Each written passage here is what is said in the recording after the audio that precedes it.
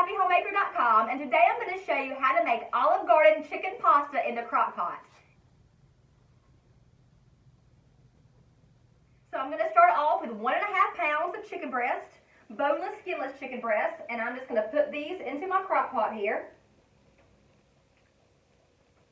And now I'm going to add 2 cups of Italian dressing on top of these chicken breasts, and I'm going to use the Olive Garden brand.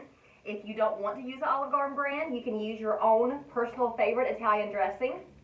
You'll just need 2 cups or 16 ounces of it. Now I'm going to sprinkle over 1/4 cup of Parmesan cheese, grated Parmesan cheese. Now I'm going to sprinkle that with a little bit of black pepper. A little bit more because I like pepper. And now I'm going to top it with 1 8-ounce package of cream cheese that has been left at room temperature for about 30 minutes at least. I'm going to put the lid on this and cook it on low for about 6 hours or on high for about 4 hours.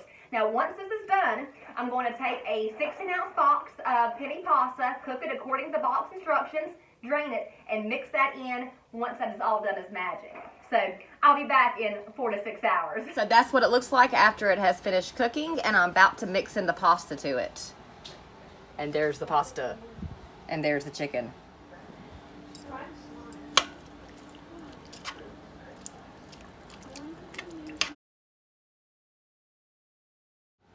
So I have shredded up all the chicken and I'm about to mix in the pasta.